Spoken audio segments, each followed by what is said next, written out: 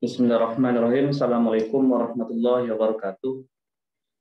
Selamat siang untuk rekan semuanya dan selamat menunaikan ibadah puasa bagi yang beragama Muslim dan salam sejahtera untuk kita semua. Pada kesempatan kali ini kita akan tetap melanjutkan pembahasan kita terkait kewirausahaan, di mana pada kali ini kita akan membicarakan atau mendiskusikan terkait manajemen keuangan usaha, pengaturan atau mengatur, memanage keuangan usaha. Nah, jadi sebagaimana yang kita ketahui, mengatur keuangan usaha ini sangatlah penting karena bisa berdampak sangat riskan terhadap kegiatan bisnis atau kegiatan wirausaha kita.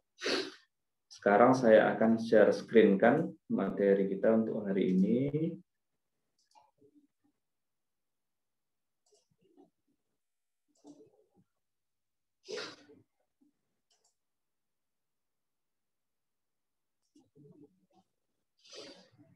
Jadi sebelum kita pergi terlalu jauh, terlebih dahulu saya akan sampaikan outline materi kita pada hari ini, yaitu terdiri atas yang pertama pengertian manajemen keuangan usaha itu seperti apa, lalu manajemen keuangan usaha, kemudian dilanjutkan dengan biaya operasional atau cost usaha, lalu dilanjutkan dengan proteksi usaha.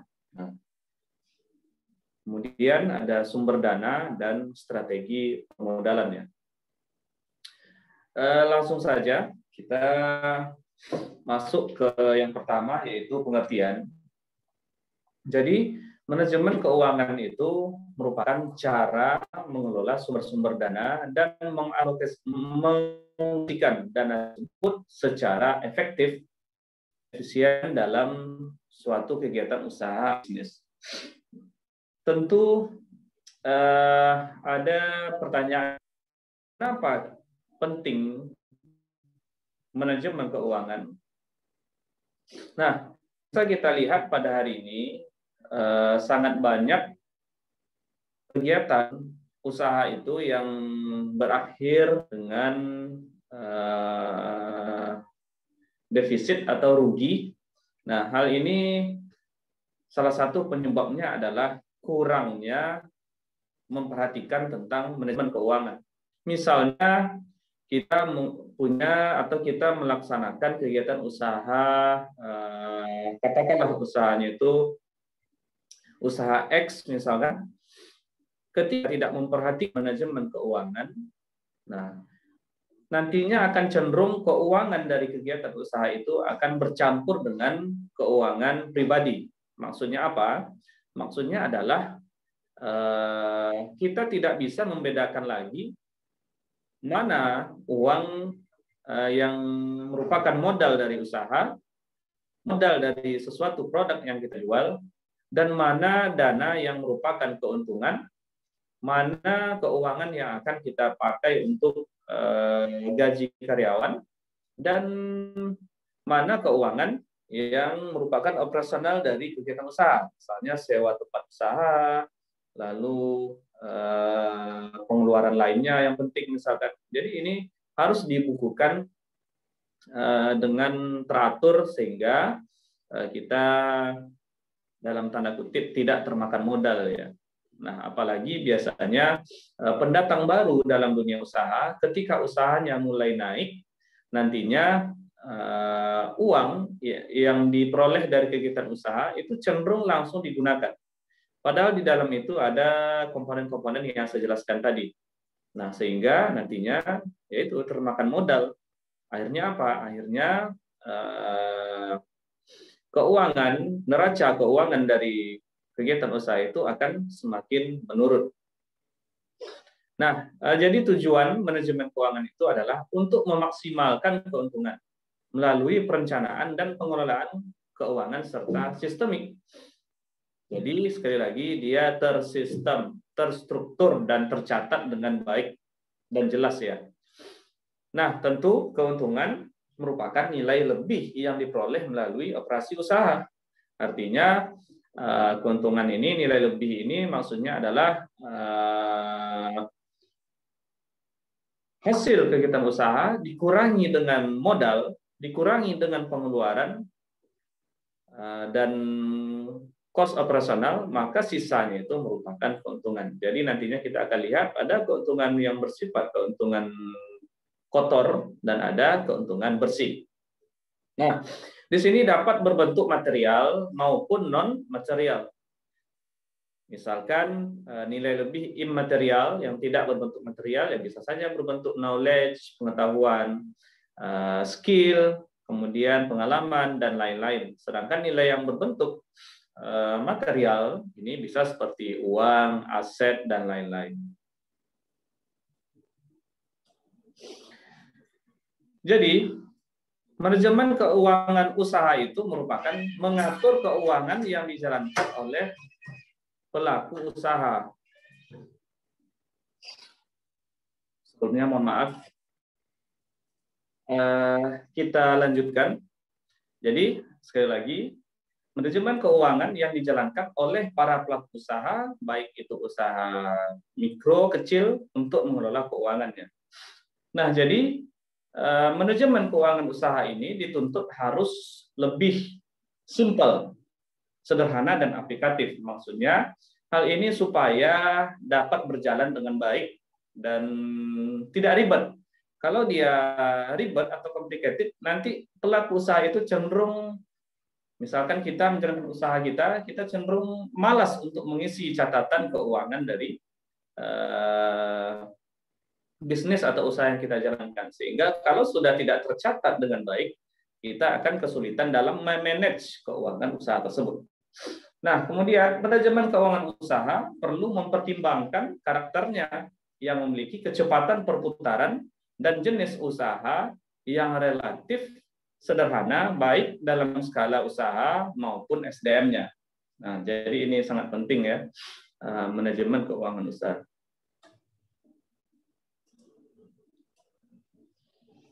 Yang pertama, pencatatan keuangan sederhana. Ini yang kita sampaikan tadi. Setiap transaksi di dalam kegiatan usaha haruslah dicatat dan disusun dengan baik. Nah, ini untuk apa? Ini ya untuk memudahkan kita dalam mengidentifikasi dan melihat progres dari usaha kita. Lalu penyusunannya dalam bentuk catatan akuntansi sederhana melalui proses akuntansi dengan alur diagram sebagai berikut. Nah, jadi ini bisa kita lihat di sini. Yang pertama, identifikasi dan pengumpulan data, lalu ada transaksi, ada proses pencatatan transaksi. Nah, ini sekali lagi dicatat transaksinya. Kemudian penggolongan dan pengelompokan. Nah, maksudnya apa? Penggolongan dan mengelompokkan ini maksudnya adalah kita bisa melihat mana produk-produk kita yang misalkan yang laris di pasaran, mana produk-produk yang kurang laris, dan mana produk-produk yang sangat sulit untuk terjual. Sehingga dalam memproduksi produk-produk yang akan kita jual itu, kita bisa memprioritaskan dan bisa mempertimbangkan melalui mempertimbangkan hasil dari penggolongan dan pengelompokan berdasarkan proses pencatatan transaksi. Lalu ada laporan accounting, komunikasi, analisis data akuntansi. Jadi kalau menurut saya laporannya ini nomor 2, tetapi yang paling pentingnya itu adalah yang pertama tercatat dan kita bisa melihat bagaimana berjalannya proses usaha atau bisnis kita itu. Apakah bisnis kita sudah berjalan dengan baik? Apakah normal? Atau justru masih belum dapat berjalan dengan baik? Nah, seperti apa? Misalkan setelah kita lihat dari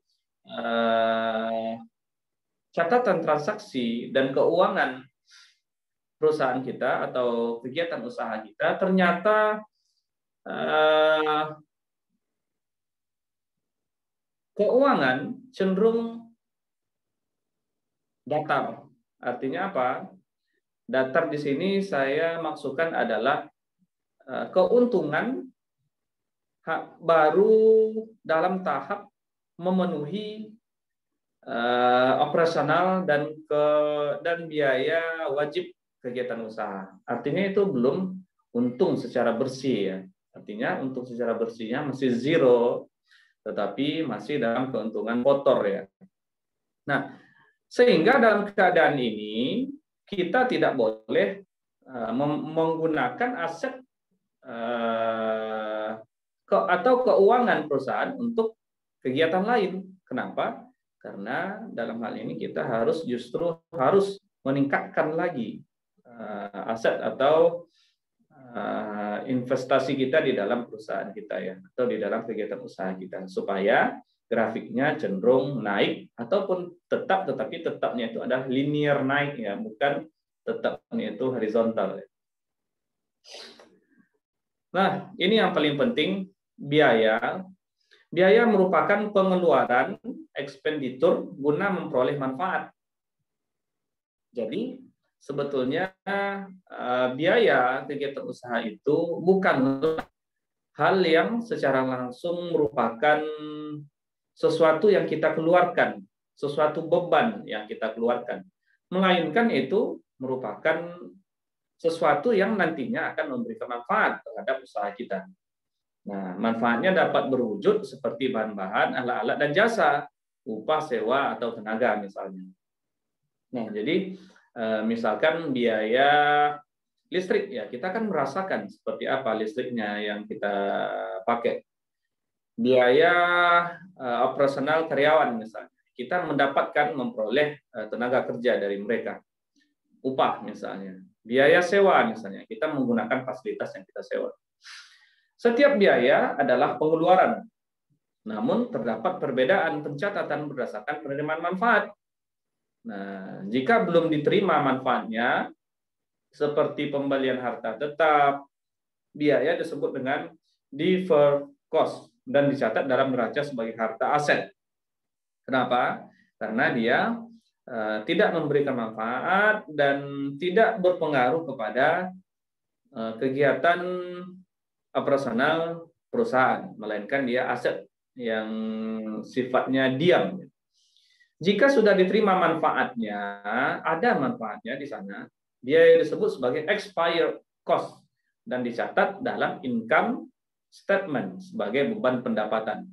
Nah, ini misalkan biaya, yaitu tadi biaya sewa, lalu kita mengeluarkan keuangan untuk biaya upah, untuk upah gaji karyawan, misalkan itu termasuk ke dalam expired cost. Ada limitnya, misalnya 1 bulan, sewanya 1 tahun, upahnya 1 per hari misalnya. Itu kan ada expired per hari, per bulan, per tahun misalnya.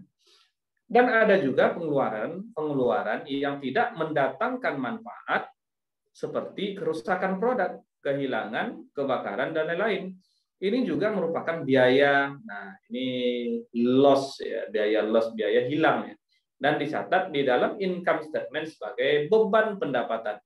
Kenapa ini dicatat sebagai beban pendapatan? Karena nilainya tidak bisa kita peroleh lagi. Nah, jadi alasannya itu.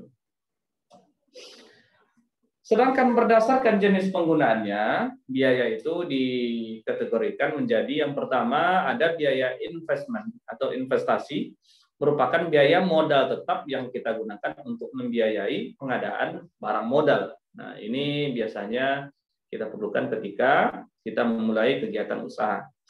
Dalam konteks manajemen keuangan, modal tetap digunakan untuk membiayai atau memenuhi kebutuhan harta tetap, aktiva tetap ya. Dicatat dalam neraca sebagai harta tetap. Jadi investasi itu adalah harta tetap dari usaha kita. Sedangkan biaya modal kerja, biaya modal kerja ini merupakan jumlah seluruh aktiva lancar, modal kerja kotor. Sedangkan selisih aktiva lancar atas hutang lancar, ini kita sebut sebagai modal kerja bersih, neto. Sedangkan biaya modal kerja diperlukan untuk membiayai perputaran roda operasi usaha untuk memperoleh laba. Nah, ini sangat penting untuk kita perhatikan.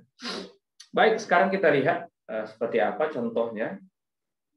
Yang pertama, komponen biaya-biaya investasi. Biaya investasi yang diperlukan dalam usaha mikro dan kecil ini umumnya bersifat sederhana. Misalnya dalam usaha produktif telur asin, misalkan di sini ya, biaya investasi terdiri atas beberapa komponen.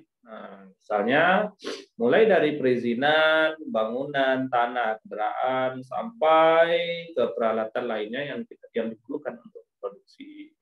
Misalnya seperti itu. Nah, di sini misalkan kita lihat bahwa biaya yang diperlukan untuk investasi adalah Rp102.185.714.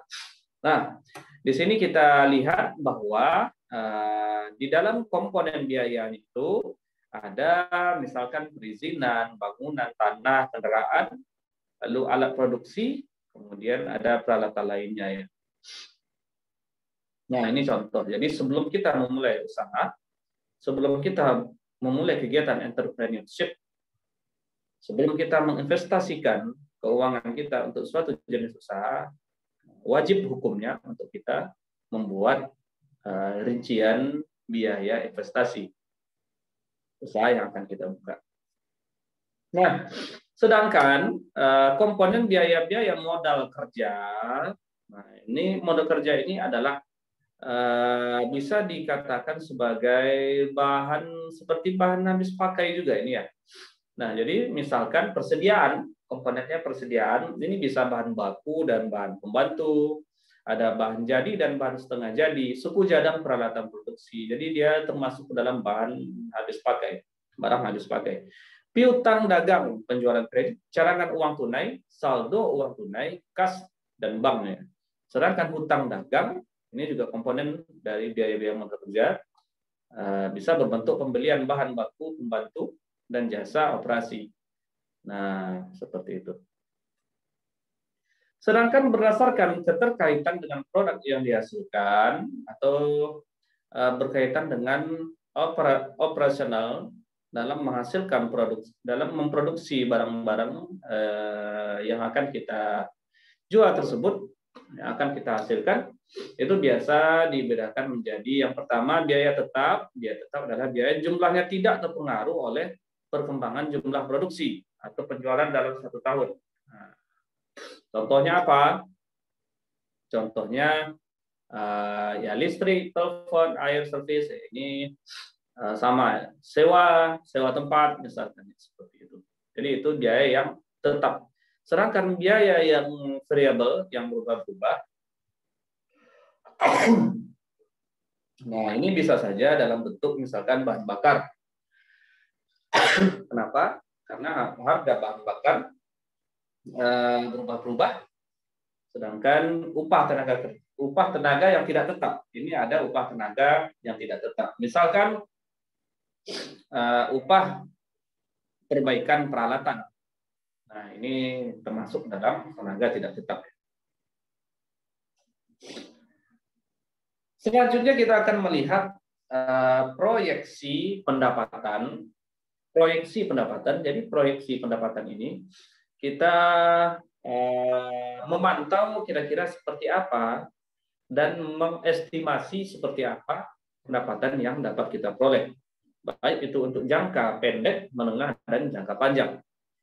Ini bisa kita estimasi walaupun pada kejadian di lapangan kadang banyak faktor eksternal dan faktor alam yang sangat mempengaruhi. Nah, sebagai hasil dari perhitungan proyeksi produksi dan harga jual diperoleh proyeksi penerimaan pendapatan penjualan selama jangka waktu usaha. Misalkan selama jangka waktu usaha telur asin tadi, selama 1 tahun misalkan kita memperoleh penjualan sebesar 150.000 telur asin dengan penjualan per bulan itu 120 juta, sehingga 1 tahun kira-kira kita menjual telur asin dengan pendapatan kotor 1.440.000.000 rupiah. Nah, ini belum kita keluarkan biaya produksi dan biaya tetap maupun biaya tidak tetap yang tadi kita jelaskan ya. di mana biaya produksi belum mencapai optimum pada tahun-tahun pertama, khususnya untuk proyek atau usaha yang baru. Nah, kenapa? Karena di sini biasanya kita perlu beradaptasi terlebih dahulu dengan pasar produk yang kita jual ya.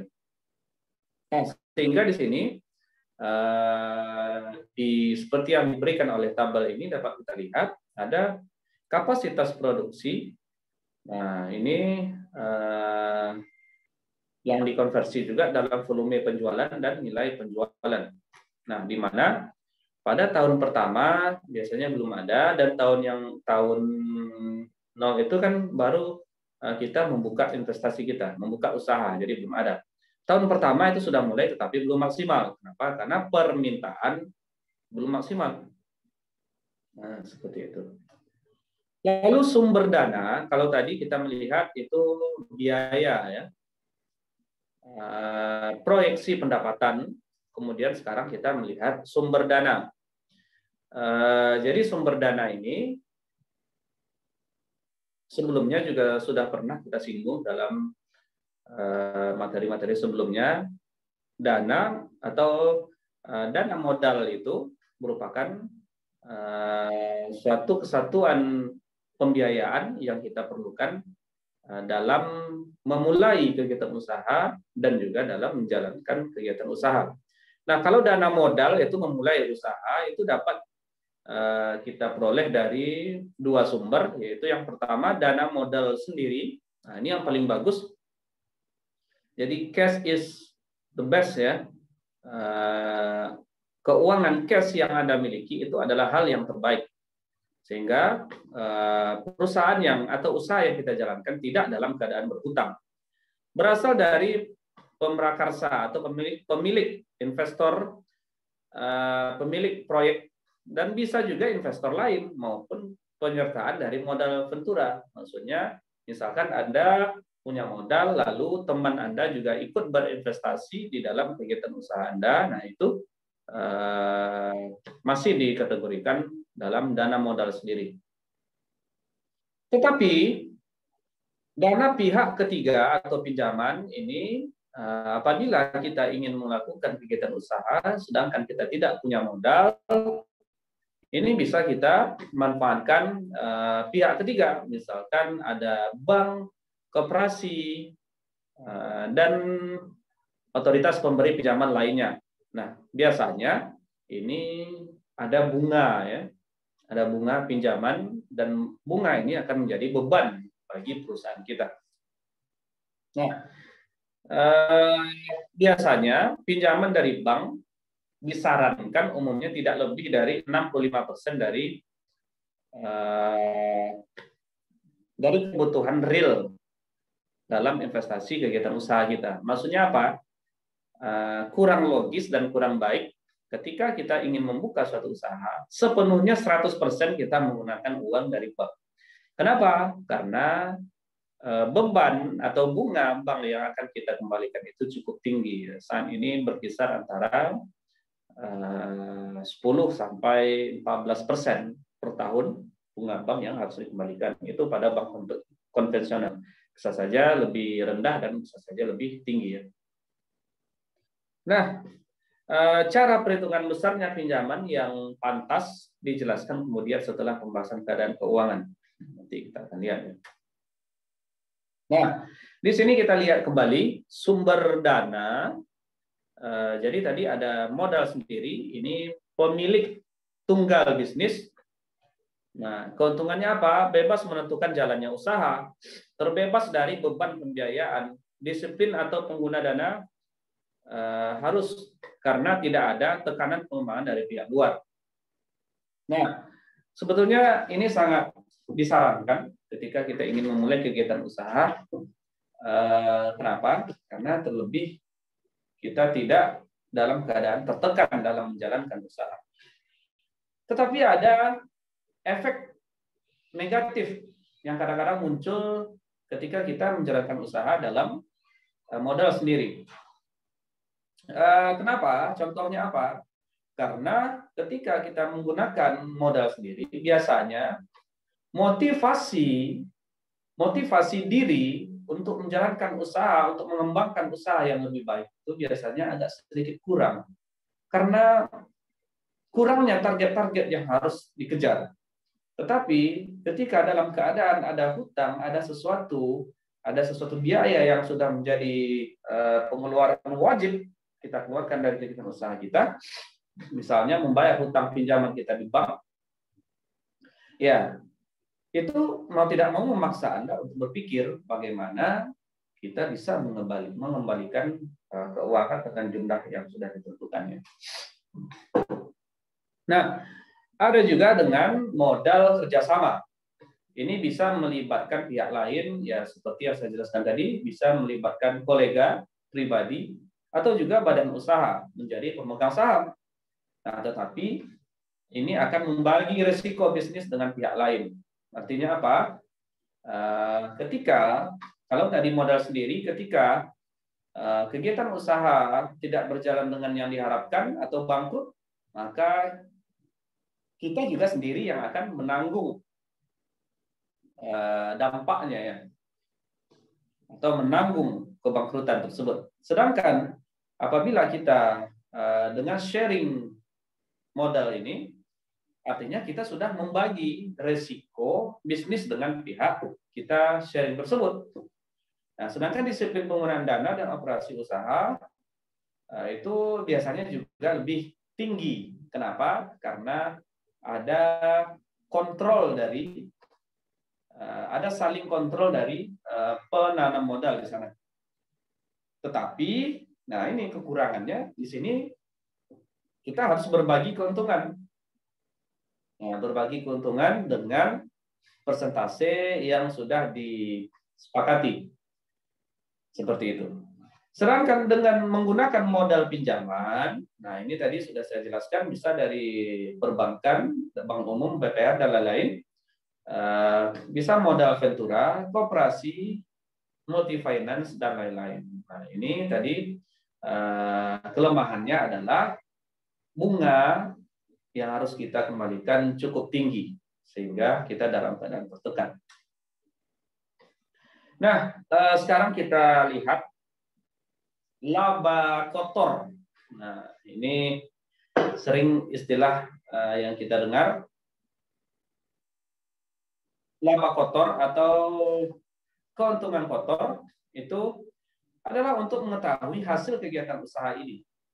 Maka harus diketahui seberapa besar laba yang sudah kita peroleh. Nah, artinya ketika nantinya kita melihat tren laba ini dalam kurun waktu tertentu kurang baik, ya disarankan usaha ini untuk di stop dan diganti dan diarahkan ke usaha yang lain. Ini penting supaya kita tidak terjerumus dalam kebangkrutan full. Ya. Sedangkan perhitungan laba kotor adalah sebagai berikut. Nah, ini dapat kita hitung. Laba kotor sama dengan pendapatan bersih kita dikurangi dengan harga pokok pembelian HPP. Nah, pendapatan bersih itu biasanya PB. Nah, ada margin dari laba kotor. Apa itu margin? Margin itu standar deviasi ya. Ada rentang waktu toleransinya. Nah, biasanya margin ini diperoleh dengan mengurangi hasil pendapatan dengan harga pokok pembelian dibagi dengan penjualan. Nah, ini adalah margin. Itu kotor, sedangkan pendapatan bersih atau laba bersih, nah ini kita hitung dengan menggunakan persamaan laba bersih sama dengan laba kotor dikurangi dengan total biaya. Ini barulah setelah kita kurangi laba kotor, kita kurangi dengan total biaya ini. Nah, inilah keuntungan yang sudah bersih dan dapat kita manfaatkan untuk apakah kita investasikan kembali ke perusahaan kita atau usaha kita, atau kita gunakan untuk aktivitas lain, keperluan kita. Sekarang kita lihat ada neraca. Neraca itu timbangan ya untuk melihat keseimbangan kegiatan kewirausahaan kita. Jadi neraca atau sering disebut juga dengan laporan posisi keuangan adalah suatu daftar yang menggambarkan aktiva, harta kekayaan, kewajiban, dan modal yang dimiliki oleh suatu perusahaan. Nah, jadi neraca ini setidaknya kapan saja kita dapat melihatnya, sehingga kita tahu seperti apa saat itu keadaan usaha kita. Rugikah, untungkah, balik modalkah, atau gimana ya? Nah, serangkaian komponen neraca ini sendiri terdiri atas aktiva, kekayaan atau harta, kemudian ada kewajiban, utang, lalu ada modal, ekuitas, sehingga dirumuskan sebagai kekayaan sama dengan kewajiban ditambah dengan modal. Nah, ini rumusnya yang harus kita ingat. Sekarang kita lihat rumusnya. Kita lihat seperti apa aset yang kita miliki dalam usaha kita. Nah, ini bentuk pertama, misalkan ada fix atau aset tetap A. Aset tetap ini seperti apa? Aset tetap ini bisa berupa mesin perusahaan, kemudian kita membeli lahan perusahaan, nah itu termasuk dalam aset tetap. Sementara aset beredar, aset sesaat adalah barang-barang yang misalkan saat ini produk-produk kita yang berada di pasaran yang belum terjual, itu adalah aset yang beredar. Sehingga total asetnya adalah A plus B. Kemudian kita lihat kewajiban saat ini. Kewajiban saat ini ada C. Kemudian kewajiban yang sifatnya jangka panjang, misalkan bayar sewa tempat kegiatan usaha, maintenance dan sebagainya, itu adalah pasif jangka panjang yang kita buat D. Sehingga total kewajiban kita adalah Y yang merupakan C tambah D, dan total aset adalah XA plus B. Sehingga aset bersih kita, net aset adalah X dikurang Y. Apabila kita punya stok keuangan dana adalah E dan cadangan adalah F, maka dana pemilik itu dapat kita rumuskan sebagai E ditambah F. Jadi ada dua, ada net asset, ada dana pemilik. Net asset tadi adalah X dikurang Y, atau total aset dikurang dengan total pengeluaran atau kewajiban. Sedangkan dana pemilik sama dengan E ditambah F, yaitu dana yang tersedia di plus dengan dana cadangannya. Nah, sedangkan bentuk yang kedua, ini dapat kita lihat pula total aset X A tambah B sama total kewajiban Y C tambah D sama dana dan cadangan E tambah F sama, tetapi di sini total aset sama dengan pasipa ditambah dengan dana pemilik. Nah, Y ditambah E plus F. Sehingga total aset sama dengan pasipa ditambah dengan dana pemilik. Kalau tadi kan total asetnya adalah dana pemilik saja. Kalau ini total asetnya pasipa ditambah dana pemilik. Nah, ini adalah contoh neraca PT Angin Ribut 31 Desember misalnya, di mana total aktifanya 138.777.800 rupiah, dan total kewajiban dan ekuitasnya yang juga harus sama, sebelah kiri dan sebelah kanan harus sama. Nah, di mana dalam hal ini perusahaannya masih untung, yaitu 8.777.800 rupiah. Laba plus ruginya. Laba garis miring rugi. Karena dia positif, maka dia adalah laba. Nah, rugi atau laba, laporan rugi laba menggambarkan kinerja perusahaan dalam bentuk mencapai tujuan selama periode tertentu. Sehingga kinerja tersebut diukur dengan membandingkan antara pendapatan perusahaan dengan biaya. Nah, artinya apa? apakah pendapatan kita sudah dapat memenuhi biaya kegiatan usaha atau entrepreneurship kita atau belum? Kalau sudah, artinya kita sudah balik modal untuk saham itu, dan mungkin sudah ada keuntungan sedikit atau keuntungan dengan nilai tertentu.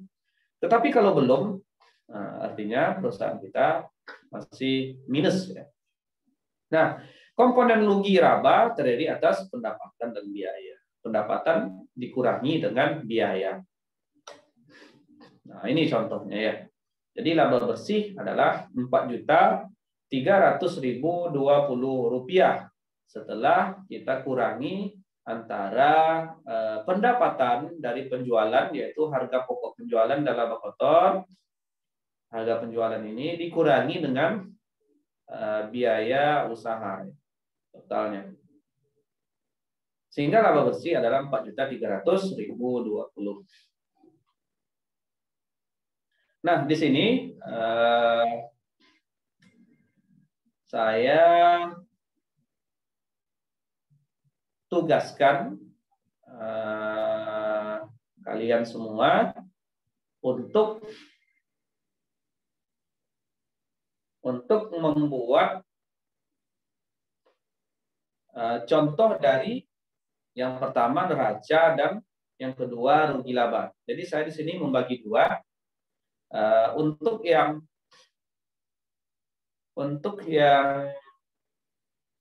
nama-namanya, urutannya adalah ini nama kalian ya. Apabila nama kalian awalnya adalah nama-namanya itu urutan ganjil, maksudnya adalah A, C, E, dan seterusnya. Misalkan yang awal namanya adalah huruf A, kemudian A itu kita anggap 1 ya, B 2, kemudian ganjilnya lagi 3 atau C, kemudian nama-namanya yang huruf C diawali huruf C, kemudian setelah itu C, D, berarti huruf E.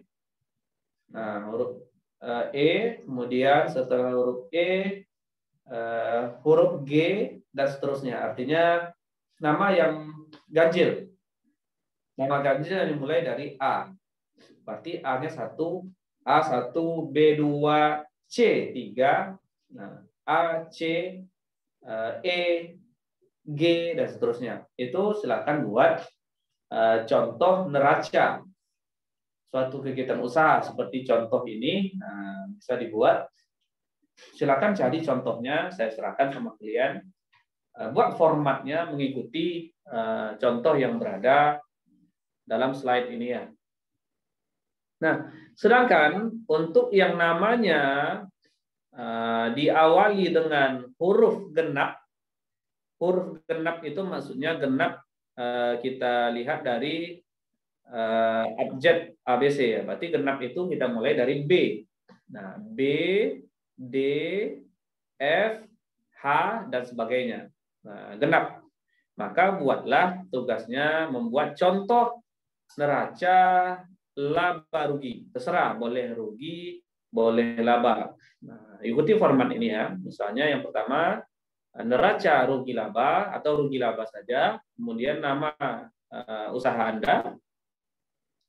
Misalkan di sini PT Beruk Berkutu, kemudian ada bulannya dan boleh juga tahunnya. Terserah, boleh bulan dan boleh tahun. Nah, silakan dibuat contohnya. Tidak mesti sama dengan hal ini, dengan ini. Justru disarankan mengikuti usaha Anda apabila Anda sudah memikirkan suatu usaha. Nah, silakan dibuat komponen-komponen biayanya di bawah ini. Boleh rugi, tidak ada masalah. Namanya saja rugi laba. Laba rugi. Jadi silakan. Jadi itu di-upload. Saya kasih waktu nanti sampai jam 9 malam. Jadi saya kasih waktu nanti sampai jam 9 malam hari tugas itu langsung di-upload. Sebab kalau lama-lama nanti tidak dibuat. Kita lanjutkan. Kemudian setelah tadi ada laba rugi, ada juga arus kas. Nah, arus kas ini adalah proses berjalannya kas kita dari pengeluaran, dari penerimaan kas dan pengeluaran kasnya. Selama periode tertentu, bisa per bulan, per tahun, atau per kuarter, atau per 1 bulan boleh, atau per 6 bulan. Nah, jadi komponennya adalah kas operasi, kas investasi, dan kas pendanaan. Sehingga contohnya adalah sebagai berikut. Jadi bisa dilihat, coba diperhatikan ini pada bagian ini, di mana aktivitas operasi itu merupakan segala transaksi yang kejadiannya yang masuk dalam penentuan laba bersih. Nah, itu ya.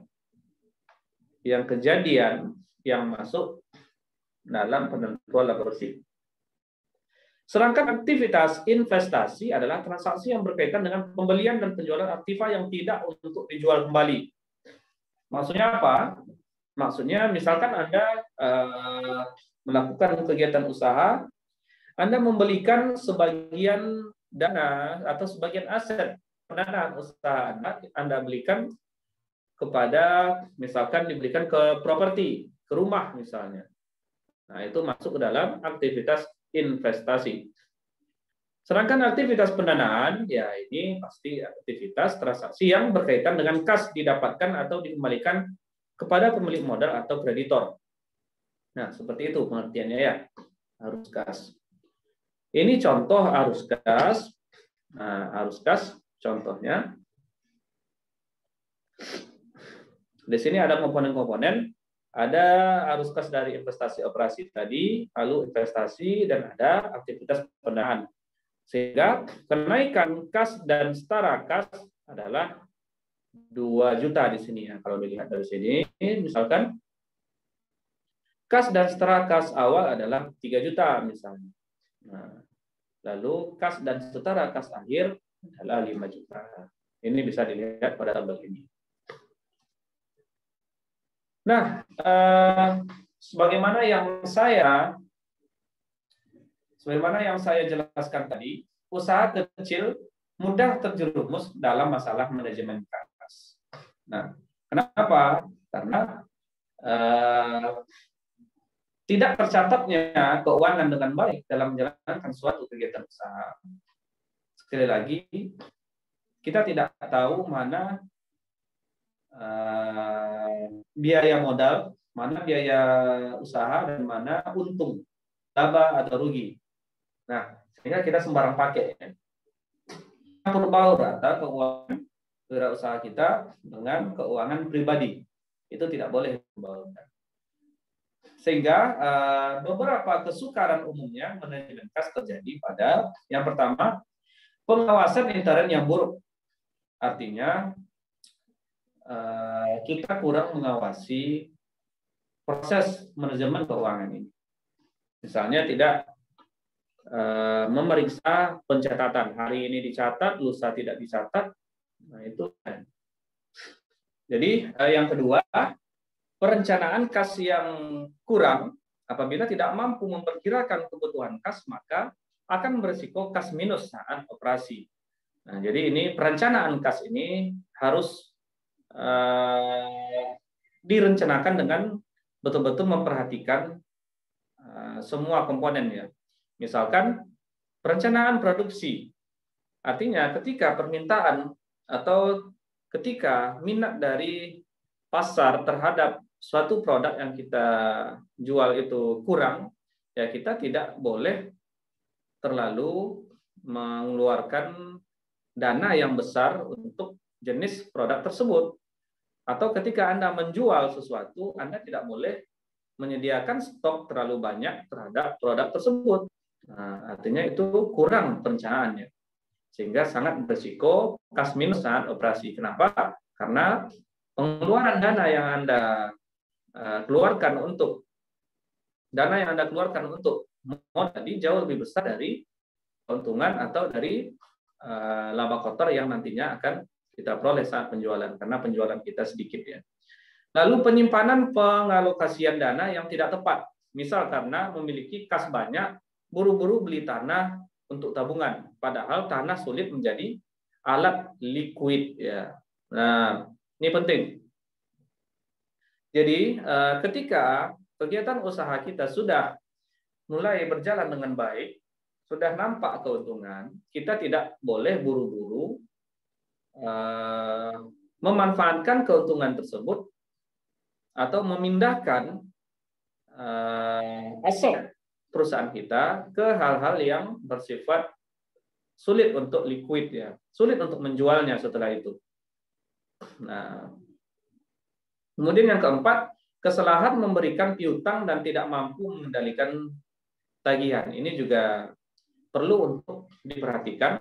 Kenapa? Karena kita tidak bisa membohongi saat ini, kegiatan usaha saat ini, kita juga ada kalanya dapat memberikan piutang kepada pasar kita. Tetapi dalam tanda kutip, kita harus memperhitungkan berapa nominal dari modal kita yang dapat kita berikan sebagai piutang. Kalau semuanya kita berikan sebagai piutang, ya bisa kolap perusahaan kita atau kegiatan usaha kita. Lalu kelemahan mengendalikan biaya-biaya, manajemen biaya, misal overhead berlebihan, beban administrasi melonjak, dan lain sebagainya. Ini sangat-sangat penting untuk diperhatikan. Lanjutkan. Nah, kemudian ada titik impas, break even point, yang kita sebut sebagai titik balik modal. Jadi break even point ini digunakan untuk menutupi biaya variabel dan biaya tetap. Rumus break even point adalah sebagai berikut. Biaya tetap total dikali harga dikali biaya variabel. Nah, artinya apa? Ini juga bisa kita kategorikan terhadap harga daripada suatu produk. Berapa harga produk seharusnya kita jual? Nah, ini biaya total, tetap total dibagi dengan harga dikali biaya variabelnya.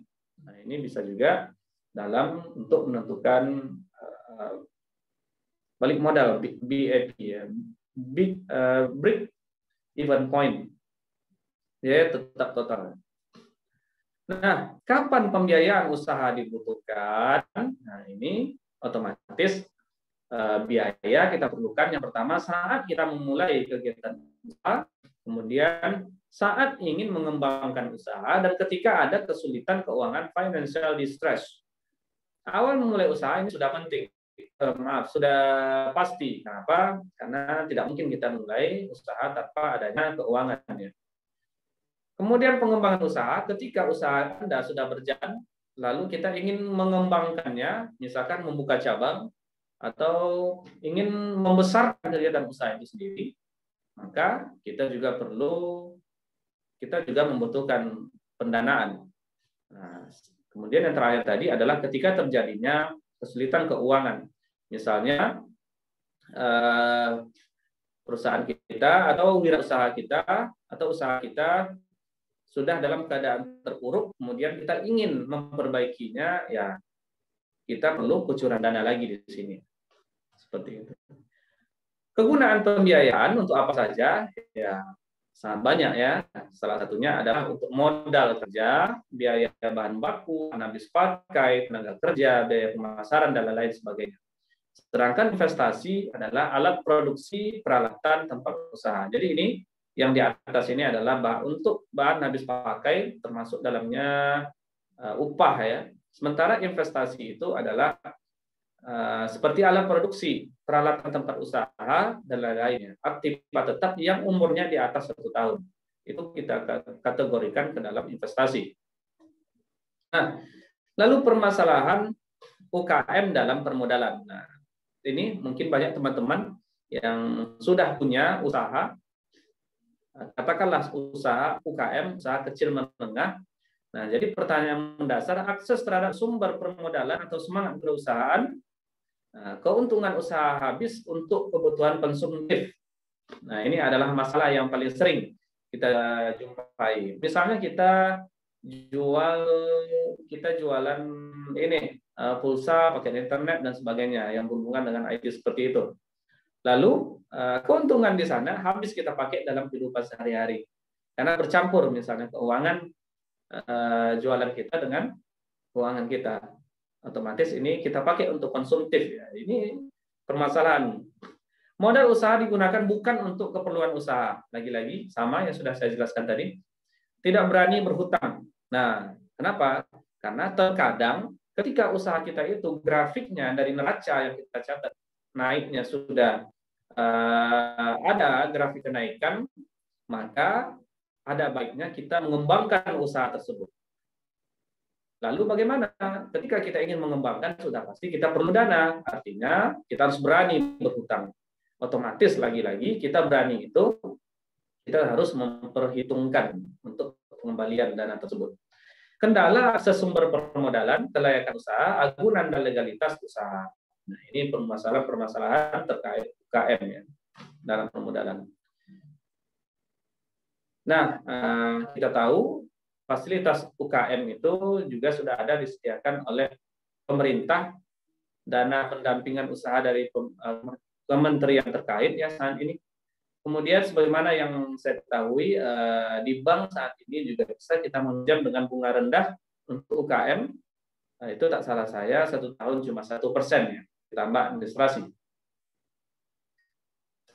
Nah, kemudian ada strategi mendapatkan modal. Nah, ini cukup menarik.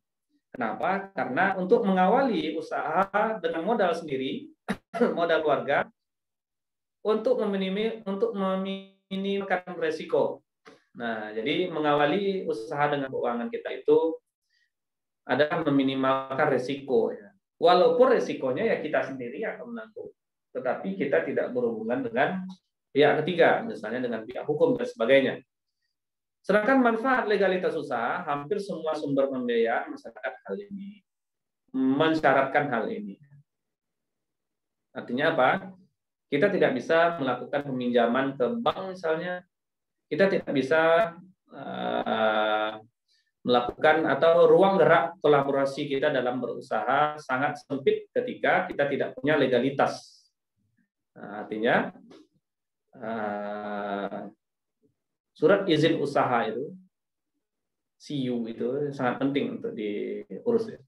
Buat rencana bisnis, walaupun sederhana, hal ini sangat penting untuk meyakinkan pemilik modal. Bagaimana cara membuat rencana bisnis? Nah, kita akan bahas pada pertemuan selanjutnya.